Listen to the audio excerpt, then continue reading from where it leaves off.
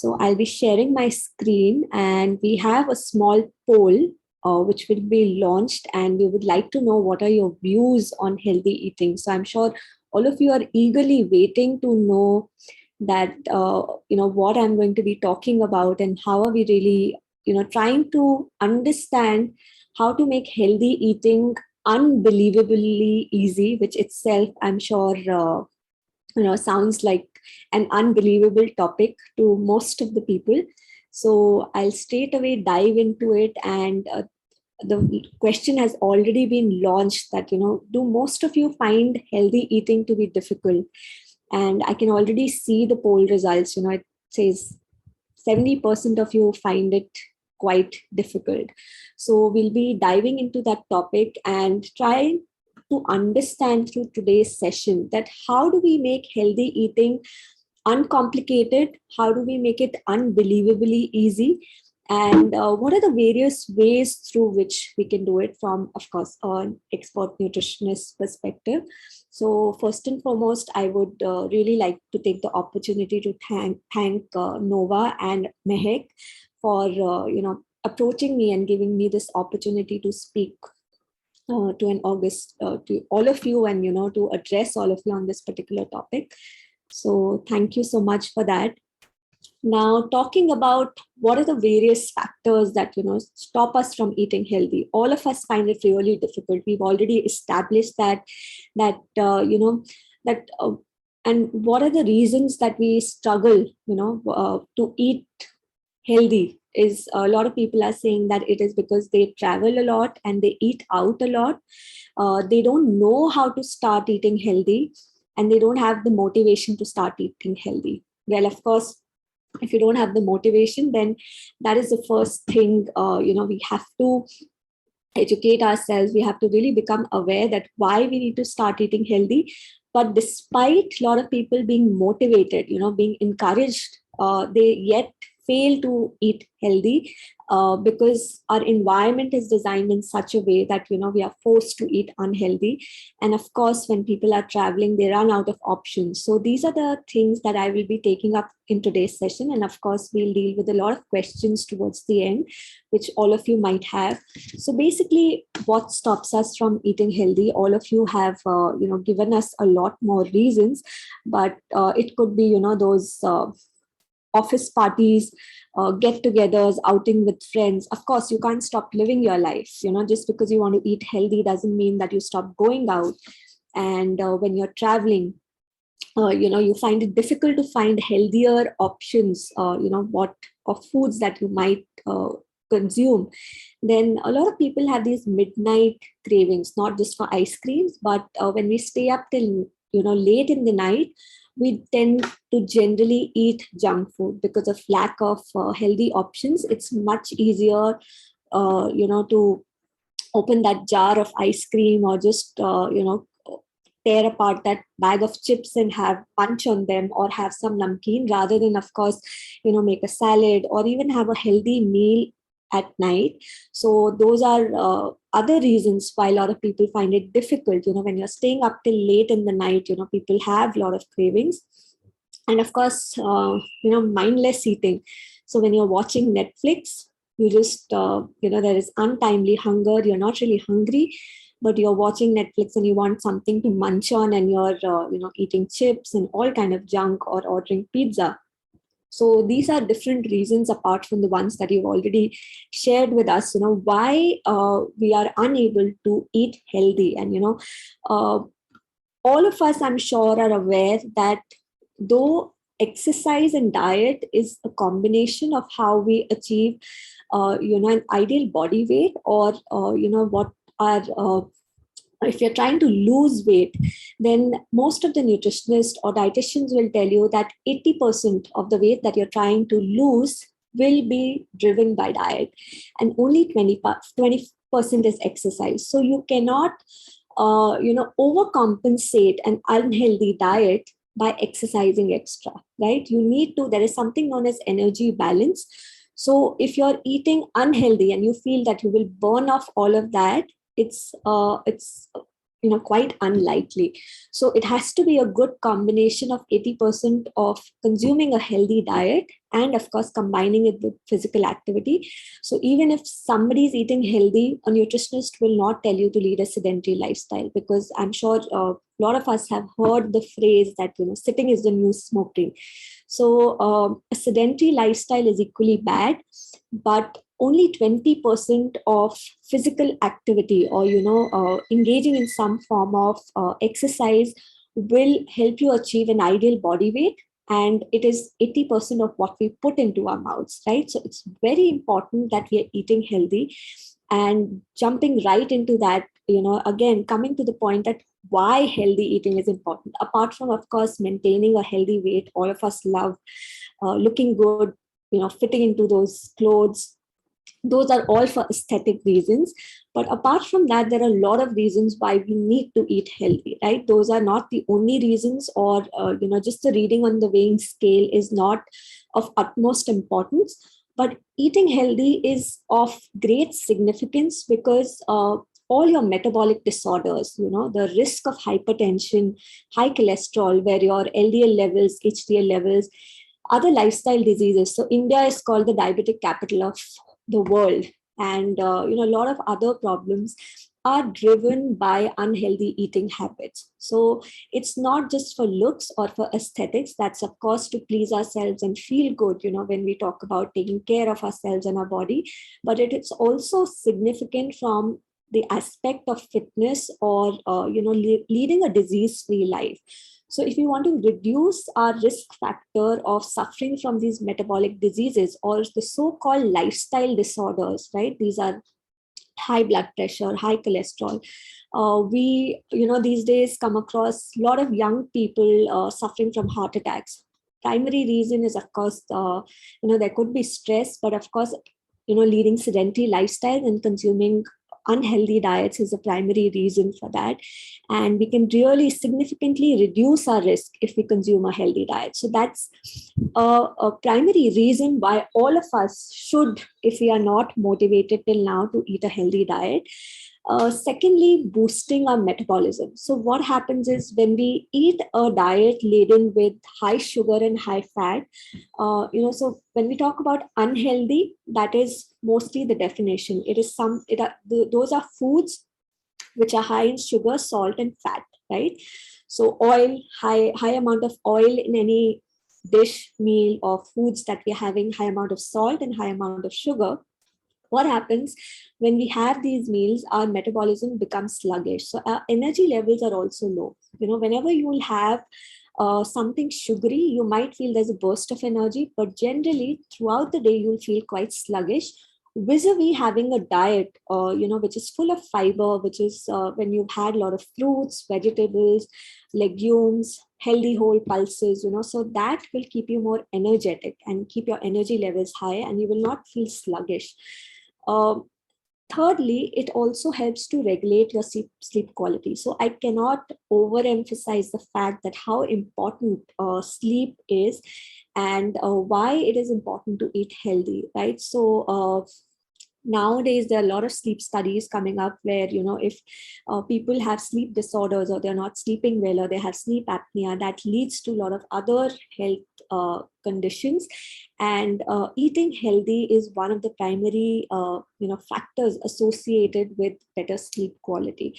So eating a good meal, eating on time, is something which is quite essential and helps in regulating our sleep quality. And lastly, but of course definitely not the least, it helps in improving mood and emotional health. Now, I am doing my PhD on mental health and nutrition, though it is in adolescence, but we found great correlations that when individuals have simple carbohydrates, right? By simple carbohydrates, I mean the intake of sugar, refined wheat flour is more.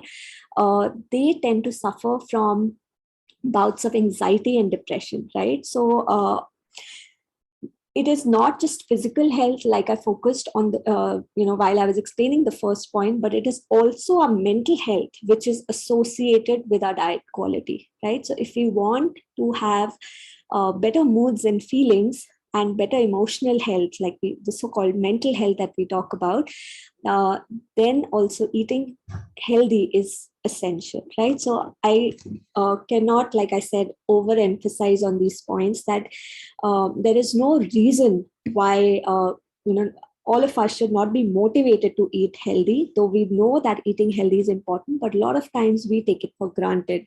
We feel that, oh, it's okay, I'm eating unhealthy, maybe I'm not susceptible to these disease conditions, maybe I'll get away with it. But it is quite essential to eat healthy on a regular basis. Now the thing is, a lot of us might know that eating healthy is important. We might be already motivated, we might know that I should be eating healthy, but every time I determine, or every time I think, okay, tomorrow I will start eating healthy, or a lot of us use the word tomorrow I will start my diet. The tomorrow never comes, right? Why? Because it is not that easy. You might be motivated, but there are a lot of barriers to healthy eating. Now, um, what are the basic components? What are these basic barriers that come in the way of us and eating healthy, or leading a healthy lifestyle? Also, for that matter of fact, even exercising. A lot of people determine and they make. Every New Year's, you'll see that the gym memberships go up on 1st of Jan, and suddenly by the 30th of Jan, they'll all, douse. So what are these various barriers? When we talk about food or eating healthy, it is our environment, so we can really focus on how to make our, or how to re-engineer our environment rather, and make eating healthy unbelievably easy. I'll be focusing on these points in the consecutive slides, then focusing on different food groups. Thirdly, our own behavior. There are certain hacks or certain guidelines we can focus on changing our behavior and make healthy eating possible, rather than really feeling that it's a barrier, and changing our mindset, right? So these are the points I would be focusing in the consecutive slides, that what are the 4 guiding principles to actually implement healthy eating from this moment itself, right? Not waiting for that one day to come and start eating healthy. Now, I'm not sure how many of you know, but there is this food psychologist called Brian Wansink, and he talks a lot about mindless eating. And from that very term, he's coined another term, and he has a book which I really urge all of you, if you can get your hands on. It's called Mindful Eating. So in US, where we know that there are huge portion sizes, and US is known for the amount of fries they give in the American diners, and they have big portion sizes. And of course, it was known as something as creating an obesogenic environment, right? So the environment the industry was creating, the food industry, was bound to make people obese over there. So this particular food psychologist, he's a professor also at the Cornell University, and he talks about mindful eating. So according to him, each individual, all of us, without really realizing, in a particular day make more than 200 food related decisions, right? So whether you want to or not, on a daily basis, you're making 200 decisions related to only food itself: what to eat, when to eat, how much to eat, without really realizing. All your senses are working, and our environment plays a major role, right? So the first step that he also identified was to re-engineer the environment. So unfortunately, our supermarkets are designed in such a way that they make you eat unhealthy, right? You'll see all the healthy foods right at the back of the grocery store. All the unhealthy foods are right at the eye level, right? They're stacked in such a way that you'll see them and you'll want to purchase them. One of the most common examples is right at the register, the checkout counter. They have all those chocolates and chewing gums placed at a level where kids can reach them, right? So that the kids can pester their parents to buy them. And, if they are falling short of change, they would just end up buying a few of them. And not just kids, a lot of adults also end up buying chocolates from the checkout counter. So these are the kind of environmental factors. Of course, this is what the industry does because they want to increase their sales. But even at a personal level, a lot of times what we do is we buy bigger packets, right? We buy these super saver packets specifically of unhealthy foods. So big chips packet, big bottles of Coke, big bottles of Tang, big bottles of, all that sugary food, drinks. So these are the kind of things we need to eliminate. So first and foremost, what you have to do is really identify, go back, see in your kitchen, in your shelves, what are the foods that you think are unhealthy and what are the ones that you really, consume on a regular basis, which you could do away with, right? So those need to be eliminated from a kitchen and pantry. So you have to, remove them. And one good strategy that Brian Wansek has written about in his book, The Mindful Eating, is that if you don't want to throw them out at that very moment, you can push them at the back of the shelf so that, they're not right in the front. And only when guests are coming, you take those out.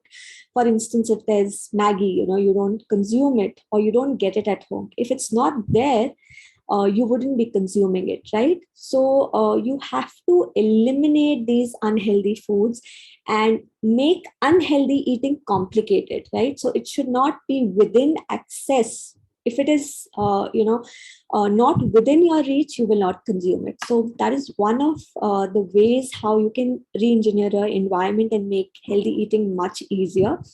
Secondly, replacing your pantry with healthy options. Now, for example, WHO says that you should be consuming 5 different colored fruits and vegetables in a day. But if you don't have fruits at home, if you don't have fresh fruits, you would not be consuming them. So you have to make sure that the healthier options are available at home. If you like eating oats, they have to be available at home. So it's not just removing the unhealthy items from your pantry or your kitchen, but also replacing it with healthier options. So for example, if you're having maida cookies, can you get healthier options and not just gimmicked marketing options, but actually reading labels and finding out that they are healthier. Thirdly, this is where the role of an expert or a nutritionist comes in, so thinking of meals ahead of time. So having your meals planned, either, getting them planned by a nutritionist or a dietitian, or actually investing time on your own and preparing for your meals ahead of time. Because what happens a lot of times, last minute, you want to eat something and it's not available, you end up eating junk, so you just go for a quick fix. You'll end up making Maggie, ramen, or whatever ready to eat open packet is there. You'll end up opening that and preparing that. So if your meals are planned well in advance, you are more likely to have those meals and not digress from eating healthy. So this concept is also known as strategic automation, which means that for example, even when I decide that I want to lose 5 kgs, and what will I do for that? I will start going for 1-hour walks daily. Now, this is a goal I've made, so I've made if and then plan. Now, if I'm staying in Bombay and it's raining heavily, I have to think, what will I do if it's raining? So I have an if and then plan that if it's raining, I will instead go to the gym and run on the treadmill for 1 hour, or I will walk inside, in the covered area, or I will walk in the parking, so that when that if situation arises, I don't say, oh, I had decided I'll go for a walk, but it's raining, so let me skip today. Similarly, in case of meals, if the meals are planned ahead of time, then that if and then situation, when it arises, you are better prepared. And this concept, like I said, it's called strategic automation. So it leads to automatic decision making, and you don't have to think so hard, right? That is how you trick your brain into eating healthy without really making it sound very difficult, right? So when you actually remove all the barriers which lead you to success, then it paves a smooth road. And this is actually true for any goal in life, but right now we're talking about unhealthy eating. So all the barriers, any unhealthy foods, all the junk food that is available, just eliminate them from your home. So keeping healthy snacks. So a lot of times when people are traveling, why do they end up eating unhealthy? Because of the lack of healthy options, right? So I urge all my clients, whenever you're traveling, keep mini boxes, like have a lot of small boxes in your bag, or either carry a fresh fruit and have nuts in it, or have fox nuts, or have bhuna chana, roasted chana, these kind of things, so that when you're ravenous, right, you have the option of having that healthy snack rather than impulsively eating something that is unhealthy.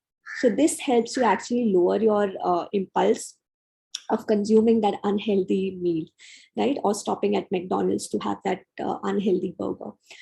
Now, secondly, there are a lot of options available, right? When we generally think that our life is going to come to a end because we have to start eating healthy, and my meals are going to get monotonous, which will comprise of only salads and boring foods, and I'll be told to eat a lot of food that is just monotonous, and of course it's healthy, it's good for my health. But trust me, it's not the case. When you're eating healthy, it can be made delicious, and it can be a meal that you actually enjoy, but it's not unhealthy at the same time. So what are the options? You can always swap. So between food groups, so when we plan meals as nutritionists, we have 7 basic food groups, right? So there are cereals, which comprise of all your wheat, refined wheat flour, and all your flours. So millets, bajra, ragi, jowar, they're all your cereals. Then there are pulses, which comprise of all your dals. There's poultry, chicken, milk, and milk products.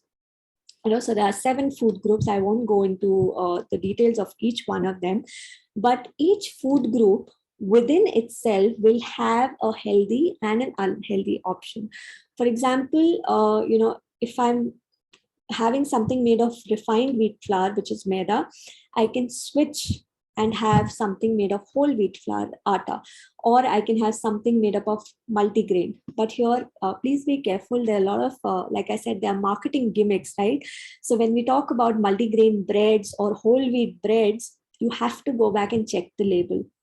This is something in India a lot of consumers are not aware of. We don't read the food labels, which is quite a pity. So we must read the food label, and see that whether it actually comprises of whole wheat flour or there is a significant percent of refined wheat flour in it, right?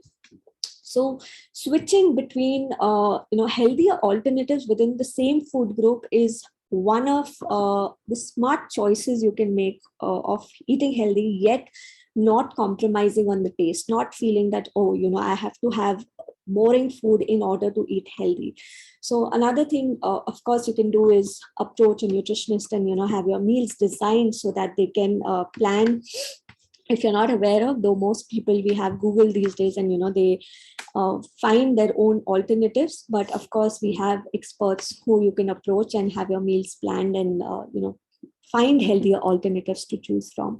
The other thing is how the food is prepared. So a lot of times, the same thing can be either pan fried or baked, rather than having it in the form of a fried meal. So instead of having fried chicken, can I have grilled chicken? So I am not compromising on the food I'm having. I'm still having chicken, but I'm having baked or grilled chicken rather than having a fried chicken wing, right? So, and it does not have to taste bad. It depends how it is made, and it will significantly lower the oil that you're consuming in the form, it is prepared. So the way the meal is prepared will make a huge difference to the quality of food that you're consuming. Now, generally, a lot of us have, very low fiber intake, and we don't consume enough vegetables. The vegetable intake is not adequate. And one of the ways of altering this is starting your meals. So, for example, when you're having dinner or you're having lunch, you start it with salad. Right. So again, a lot of people feel that, consuming a salad is monotonous. But I cannot emphasize enough that vegetables are a treasure of antioxidants, and they are really essential, and especially raw vegetables, because when they're not cooked, a lot of vegetables retain their nutrient content. And also the other thing that fiber does, which is present in raw fruits and vegetables, it adds satiety value to your meals. So when I say satiety value, what happens is you stay full for longer, right? So when you start your meals with a salad, you tend to have less amount of chapati or rice, and less amount of you feel satisfied or satiated in lesser amount of the carbohydrates that you would have in your diet. So more of proteins and vitamins and minerals, rather than really gorging on the carbohydrates that are present in the diet. So always try and start your meals with salad. It does not have to be a boring salad. It can be anything you like, any form of raw vegetable or raw fruit that you're having. Then of course, sugar. We may not realize, but we end up having a lot of sugar in the beverages that we consume. Now, if you go and look at the content of sugar in various drinks that we consume, you'll be quite surprised. We don't realize. So we would not normally have 10 teaspoons of sugar. Would you just have 10 teaspoons of sugar? No, right? But when we have a can of Coke, or any aerated beverage that we're having, depending on different flavors that we consume, we end up having 10 teaspoons of sugar in one go. So that's a lot of sugar that we are consuming in just probably one meal, which can be easily eliminated, because sugar is one food group that is just empty calories. It does not have any nutritive value. So we never say that don't have oils, because oils also have other benefits, but sugar is just empty calories. It's not providing any kind of nutritional adequacy and adding any kind of nutritive value to your diet. So it can be easily eliminated, and you can easily end up saving a lot of calories and having something which fills you up, right? The third strategy, of course, is how we consume our meals, or how with changing our behavior really, and how we set our table, or even for a matter of fact how we eat outside.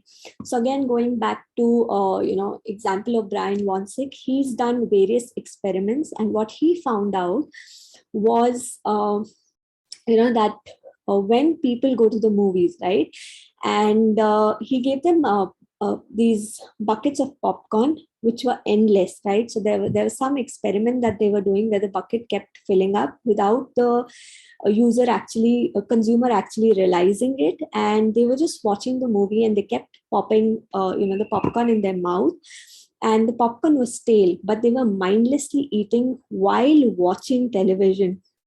So they didn't really realize. So always have your meals in a distraction free environment, because that helps you focus more on your meals. You tend to get full faster, and you're more focused on what you're eating, rather than like a lot of us, of course, are leading busy lives, and sometimes we are in the middle of meetings and having our food, we are working on our laptops, or most of the time people are watching Netflix, which is okay.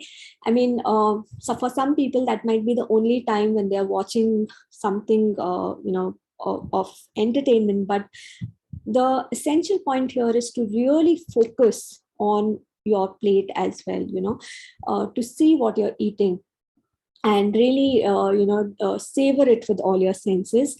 So for that reason, it is suggested that one must always eat at the table. You are if you're working, or you're too occupied, you might end up eating more. And the second thing is eating slowly and chewing properly. Okay, so I'm sure we've heard that we should be chewing 32 times, but none of us do it really.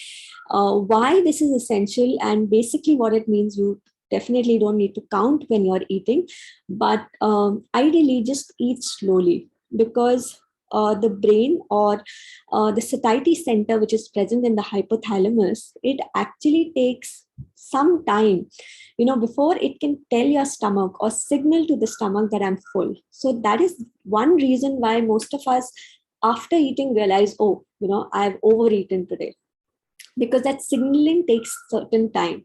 And in Japan, they call this concept as hara hachibu, right? So they eat only till the time they are 80% full, because then you tend to eat lesser calories. Now, a lot of times when I tell clients or tell people that eat till you are 80% full, and they're perplexed. They're like, how do we know we are 80% full? The key to that is eating slowly.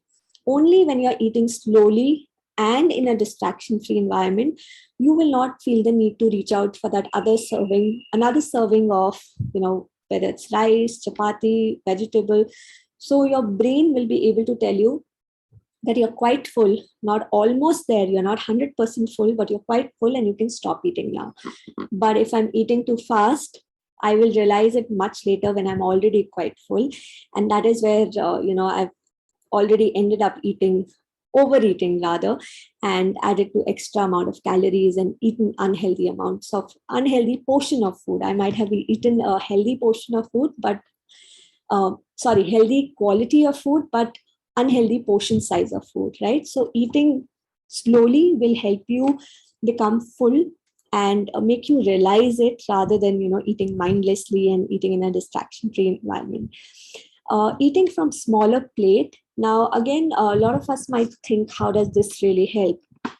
But again, like, these are all experiments which have actually been done. And if you go back and read that book called The Mindful Eating, you'll realize that using smaller size cutlery, smaller plates, smaller spoons, thinner glasses, all these things, we'll realize that we are consuming much lesser calories, and it creates a kind of a psychological barrier where we feel, oh, that I've eaten enough. So if I take 2 servings in a small quarter plate, I'll feel that, my brain will feel that I've eaten a lot. So it will stop eating.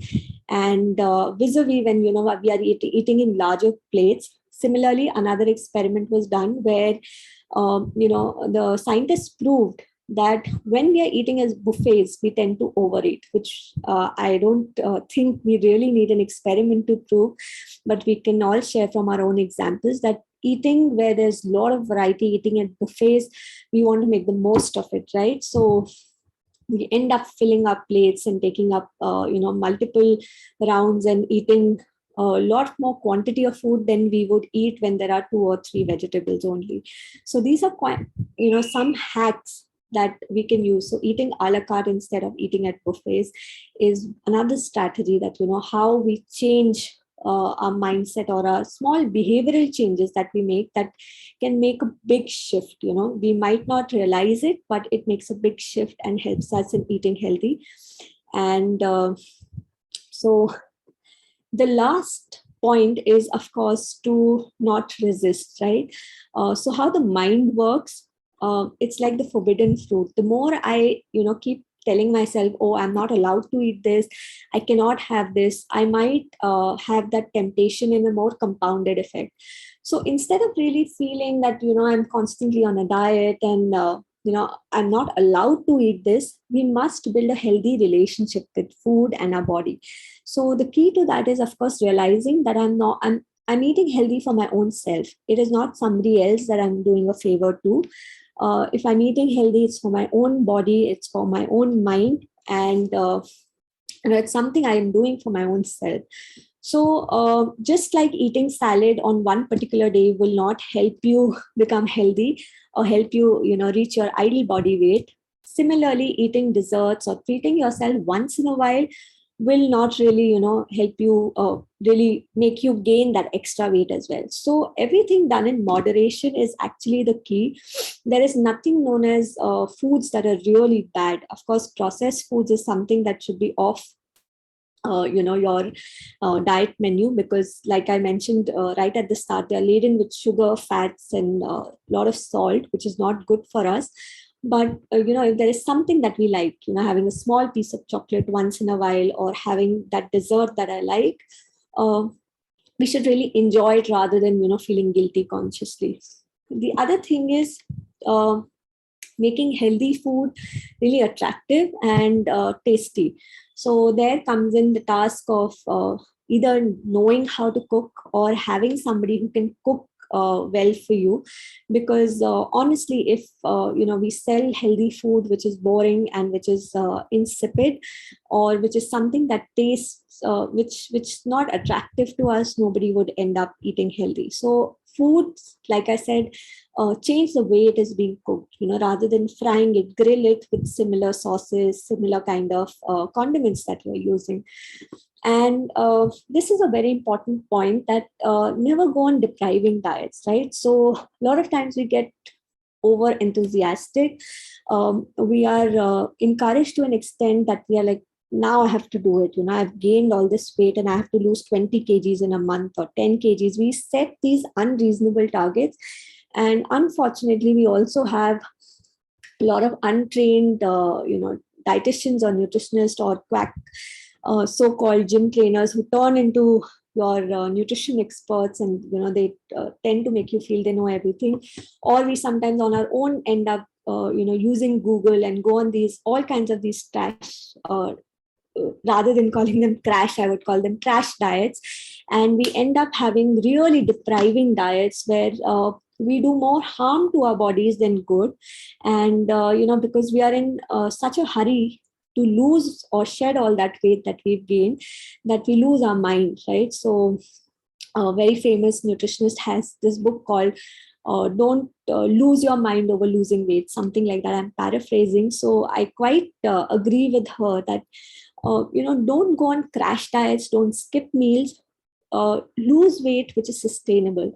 Always, when you get a diet plan from a nutritionist or any diet that you're following, ask yourself, can I do this for the rest of my life? If it is something that you can do only for a month, 2 or 3, please do not go for it. It is not sustainable. All the weight that you lose, you will gain back in no time. This is called the yo-yo effect. And like I said, unfortunately, the industry, the business models for weight loss industry specifically are being designed in such a way that people keep getting stuck in this loop of losing weight and gaining weight and keep coming back to these so-called health coaches. So please don't go for any kind of crash or depriving diets where any food group is eliminated. And please don't obsess over the weighing scale or that point where you get stuck. Your overall body composition, the way you look, the way you feel, the quality of your hair, the quality of your skin, your nails, overall, all your physical characteristics, as well as how you feel inside your mind and your energy levels really matter. And it's not just that number on the weighing scale. Your muscle mass, like it's mentioned here, your overall body composition is something that should be looked into. And if you feel the need, please do approach a well qualified nutritionist to help you do this, right? So don't really obsess over it, but of course uncomplicate and make healthy eating unbelievably easy. You can do it. It is not unbelievable. You can actually start with very small tricks and tips that I shared today. And if you have any questions, any further doubts or queries, please feel free to ask them now. Thank you so much for your patient listening. Thank you, Chandni. That was a wonderful session. We'll be now open to questions. Also, I'm dropping in this poll for you to just rate how the session was and let us know how this is. And I think we have a few questions right here. How do you develop taste for oats that's healthy but tasteless? Also, is good to eat oat every day for breakfast? Could you repeat the first part of the question? How do you develop the taste for oats? That's a healthy, but it's tasteless. Okay. Yes. So I know a lot of people who hate oats, and see, it's about personal liking. You try different recipes. One of the ways of making oats interesting is by adding a seasonal fruit to it. So there is this recipe of overnight oats, and you can soak the oats overnight. And generally oats don't have a taste, right? So people don't cook them or they don't prepare them well. But what I do is I add a pinch of cinnamon, right? So cinnamon gives it an extra flavoring without adding calories, and cinnamon is good for health. It's also has anti-inflammatory properties, so it will give a good flavor to your oats. And apart from that, if you want, you can add a little bit of vanilla essence. Again, vanilla essence, just to drop, would not really add on to extra calories. What you can also add is coffee powder, right? So I put it in a jar, and on top of the oats, you can put chia pudding, which is, again, you can soak it overnight in any milk that you like, almond milk, normal milk as well. Even in water, chia seeds can be soaked. So you put that. Then you put a layer of granola. Again, I don't recommend going for commercial granola, which is again a form of oats, which is basically oven roasted. But all the commercial granola that you get again is laden with a lot of sugar and has less of dry fruits. So there are very easy granola recipes available online, and you can make that. So you put the third layer of granola and then top it with fruit of your choice. Sorry, so it can be a seasonal fruit. It can be peaches right now. It can be strawberries in the strawberry season. It can be apples, mango in the mango season. So you can top it with any fruit, and you can also put either Greek yogurt or plain yogurt on top and mix up all the layers and have. So it actually tastes like dessert for breakfast rather than having oats in a boring form. Or you can also make oats. What I generally do is, for dinner, instead of making a burger patty made of only potatoes, you can have a beetroot and quinoa or oats patty. So you can use it as a binding agent, right? So using these alternatives in different forms, you don't generally need to have it for breakfast, but you can incorporate it in your various meals. You can have a oats besan chila. So we generally in the north have, even in fact in the south, or in different parts of the country, pudla, chila. This is what we have. So we generally make it out of either besan or ragi. So we can add 1 tablespoon of oats to it, right? So these are the kind of variations you need to look for, and not just go for this monotonous oats cooked in water or milk, and feel that, oh, this is the only way of having oats. So really experiment, and really find newer ways of having these foods. And of course, oats can be had every day. They are another form of cereal, and there's no harm in having them every day, just like we have rice or uh, atta, or like whole wheat flour chapatis on a regular basis. Oats can be had on a regular basis, and it just not it's like I said, it you just don't need to have it in a boring form on a daily basis. You can have variations and have different recipes. Just probably even Google oats recipes and you'll get variations. So I hope that helps.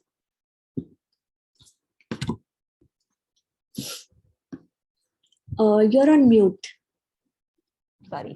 The next question is how to identify whether the dietitian is giving the right advice or not.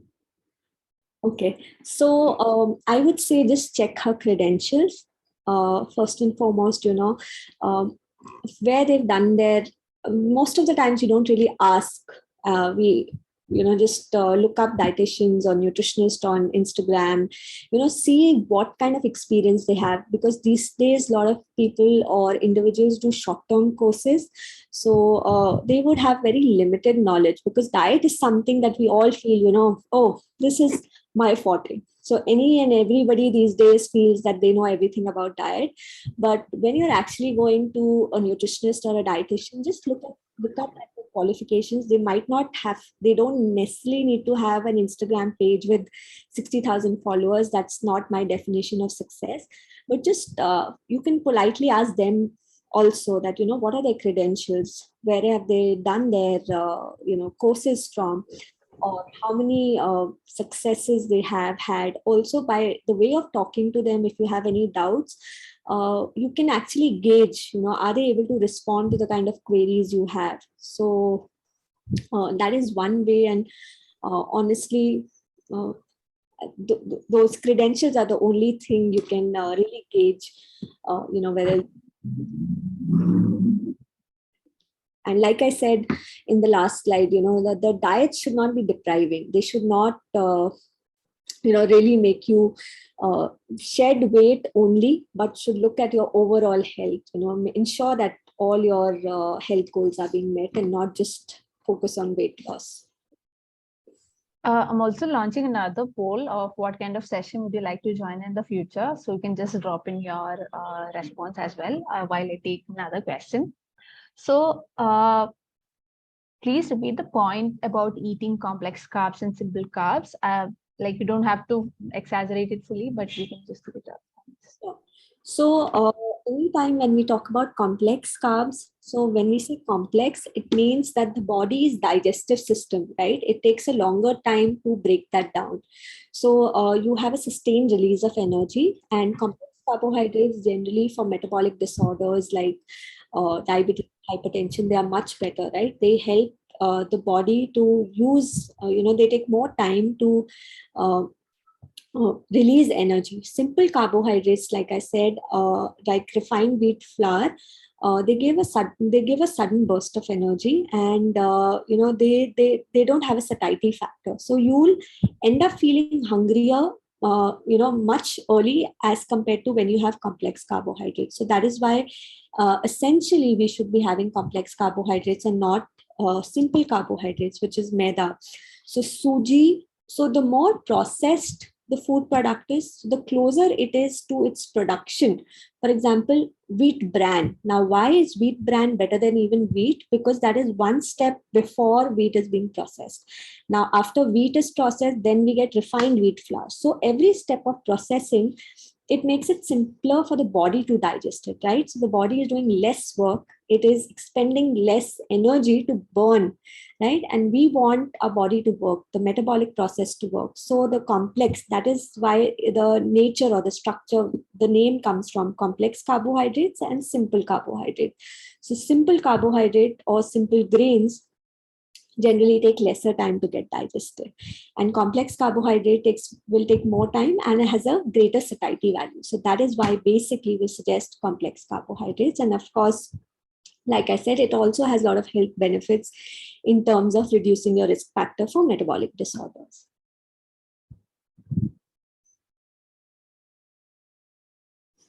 Again, you're on. Okay. Okay.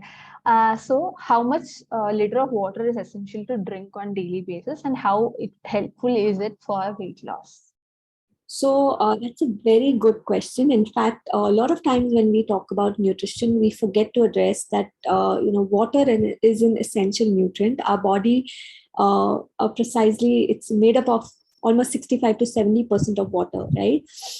And it is very important to keep ourselves hydrated because water is also required for metabolic processes. And if we don't drink enough water, we can face problems like constipation. A lot of people have headaches, migraines, of course dehydration. Now the amount of water that a body needs will be vary from individual to individual, and the physical activity level as well as the temperature outside. But generally for an adult, we need about 2 to 3 liters of water. If we are into any kind of sports, if you are perspiring and you are losing body fluids by the means of sweat, or you are playing out in the heat, you would naturally require more water. So that will vary, but for a normal healthy individual we need to consume 2.5 to 3 liters of water, and it also flushes all the toxins. Like we are already aware of that. So it is essential to consume this much amount of water. It can be in the form of other natural beverages also, like if you're having juice or nibu pani, chas, or fresh coconut water, not the packaged coconut water. So it could be in the form of those, but of course not chai or your tea or coffee, because those are more like they cause dehydration, right? So and anytime anybody is they have fever or they are suffering from some kind of illness, we tend to tell them to have more fluids, because there is chances of dehydration or the cells requiring more water. So it honestly varies, but the general requirement is 2.5 to 3 liters. Cherry is asking, is it okay to have same breakfast every day for 5 days a week? That's it. Sorry, is it okay to have? Same breakfast every day, 5 days a week. It depends on what you're having. If it's a wholesome breakfast, if it's, I would say, a balanced meal, for example, say you are having a bowl of, sorry, I'm really sorry. For example, if you're having a small bowl of fruits, you're having some whole cereals, some form of protein, basically, having everything from different food groups in proper quantities, then it's absolutely okay to have a repetitive meal. In fact, it's absolutely okay to have all repetitive meals as long as they are balanced and, you're having all the food groups in your meals. So there is no harm in having repetitive meals at all. But it all boils down to whether they are, well planned in terms of the quantity as well as the quality of the meal. That is what is more important. Okay. We do have a lot of questions, so I'll ask you to cut short the answers and we'll take it small. So, how to read labels on food? Could we have any guide to understand which food are really healthy and which are not? So, I think like that's a broad answer, but if you can give some insight on the same. Yes, I'll just quickly guide you through it. So, what the things that we should look for is not the micronutrients, because most of the packaged food will not have the micronutrients. What you should look out for is, first and foremost, the serving size. A lot of times the package might be of a higher serving, and it just gives the calories and the macronutrients for 100 grams, and the package might actually be for 400 grams, or the beverage, for example, might be for 500 milliliters, and it might give the label for only 100 milliliter.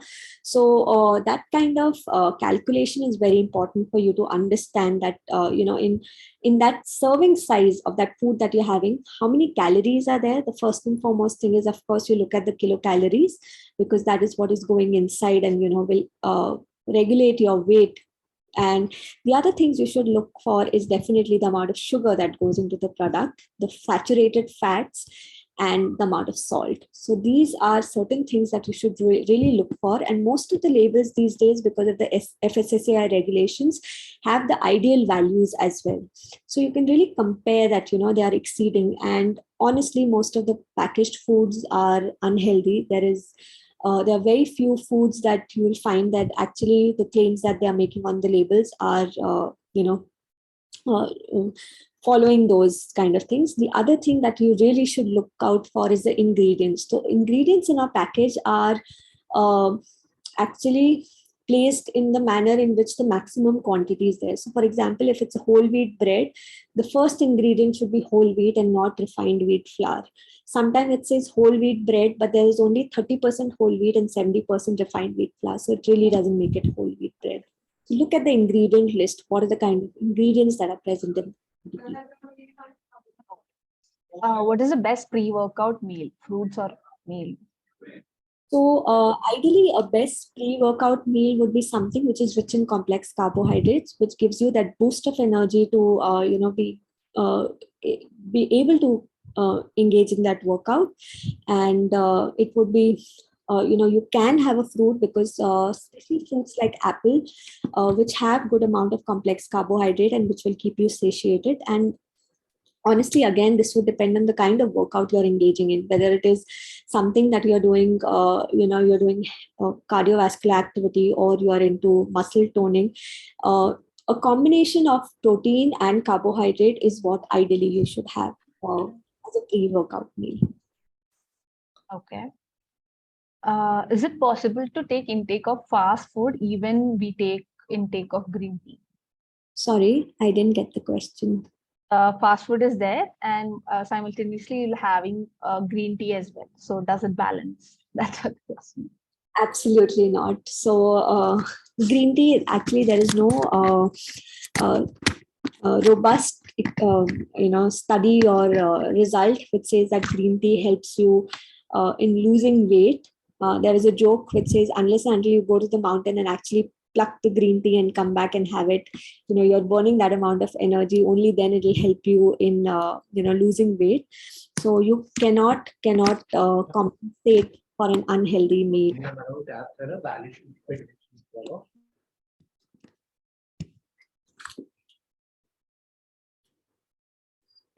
Okay. So next question is it okay to eat khichdi every night?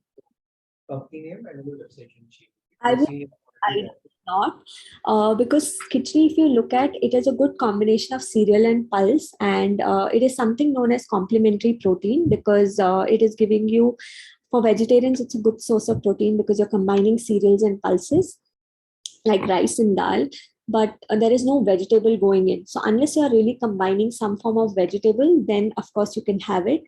But ideally, having khichdi on a regular basis would not meet, or as dinner would not meet your nutrition requirements because there's not enough raw vegetable going in or enough vegetable going in if you're just having khichdi. Next question is how can you make gluten-free food interesting? So I think the same oats one makes sense here. So gluten actually foods which do not contain wheat. So gluten free is, it's quite simple actually. You just have to eliminate wheat. So you get you can have anything rice based, and rice is not unhealthy. You can have brown rice, even normal rice in normal quantities. Then your noodles, your pasta, they are all, if you're having a little amount of pasta with a lot of vegetables and you're making it home with, a sauce which is homemade, then it's honestly not unhealthy. So gluten-free foods, it's very easy to, make it interesting. You just have to eliminate wheat from your diet. Okay, as we know, in today's day, due to work and personal lifestyle, many miss on breakfast. So, how important is eating your breakfast for your body? Absolutely. So, skipping breakfast, like I said, or skipping any meal for that matter of fact, what it does is you tend to feel more hungry, right? Because you've not eaten for a long period of time. And when the sugar levels dip, right, we tend to crave for unhealthy food or foods which are high in sugar because we'll have cravings when we skip the meal. So it's not just breakfast, it's any meal. When we skip, we might feel that at that time we are creating an energy deficit and we can go without it, but suddenly we'll start feeling lethargic and we'll feel, and we'll grab anything that comes in front of us, the first thing that comes in front of us. So skipping meals is not ideal, and definitely breakfast is the first meal. You kickstart your day, so you want it to be healthy and not want to skip it so that you have good energy levels. Okay, next is a very lengthy question. Healthy food, including fruits and vegetables, tends to be way more expensive than packaged or junk food. Many factors like seasonality, supply and demand, shelf life, transport costs, etc., contribute to the cost. So, for the majority of our population, eating healthy is practically unaffordable. So, what do you think people can do in such cases? So honestly, for the urban population, if you ask me, or a middle class population, it is not expensive at all because you'll end up compromising on your health. So in the long run, if you want to save the hospital bills, you might end up spending on fruits and vegetables. And trust me, this is from my personal experience. I've also been a researcher, so I've conducted studies in rural areas, and the recent study, like I said, which I conducted, on the mental health of adolescents, I interviewed children from lower socioeconomic strata also. They end up eating a lot of junk food like vada pav. In a city like Mumbai, they eat noodles, vada pav, chips, biscuits on a regular basis, and they're not cheap. Even though they might cost 10 rupees, 20 rupees, but it is the right education that is required. In that same 10 rupees, they can go and buy a banana. That will at least provide them with the adequate energy and the potassium and other nutrients. They can buy one fruit rather than buying that packet of chips. It's just convenience and it's just a taste, right? We are not aware, and we are not conditioned right from the start, or we are not told that we should be having fruits and vegetables rather than having junk food. So of course it is the fault of people who are marketing these. Secondly, our own conditioning and the environments at home, and it's just more convenient to go and buy that packet of chips. And so one of the struggles that we as policymakers, nutritionists who want to advocate, are trying to ban junk food, and so making it less accessible is one of the ways. But unfortunately, the lobbying is so strong that you'll find junk food more easily available as compared to healthy foods, even in food courts and malls. And like you said, unfortunately, when you look at a stall which is selling fruit juice, it'll be triple the cost as compared to, McDonald's or Burger King selling Coke. So that is the sad reality. But of course, I as an individual need to realize that is it more expensive than my health in the long run. So once we realize that, and once the consumers start asking for it, the marketers will be, we are the ones which are actually giving them that leeway to market and sell their products. So once we stop demanding, once we stop consuming, uh, things will change. So it's actually in our hands. We are not helpless. We really just need to speak out or act, I would say. Continuing the same thing, what if we skip breakfast or lunch gets skipped? Hunger is also not felt during the time. So will it cause a health issue in the long term? If we skip our meals. Yeah. If you skip any, so if you're skipping once in a while, it's okay. Or people are doing regulated fasting. Like I could see one of the questions on fasting in the chat box. Sorry, where they are actually deliberately fasting. It has beneficial effects. But if we are skipping our meals on a regular basis, and in the bargain, what we are doing is we end up having unhealthy in the next meal, or we end up having huge portion sizes because we are ravenous after not having that particular meal. Our meals are not spaced out. Then of course it will have repercussions in the long run, because we've ended up eating something unhealthy because we skipped one particular meal, right? So unless you're eating healthy and skipping your meal once in a while because of some odd reason which just randomly came up, it will not have any harmful effect. But if it's a routine behavior, then of course it will cause some kind of repercussions in the future. Yeah. Okay. So your thoughts on OMED? Not sure what that is, but I think OMED. I will have to check on that. I'm not.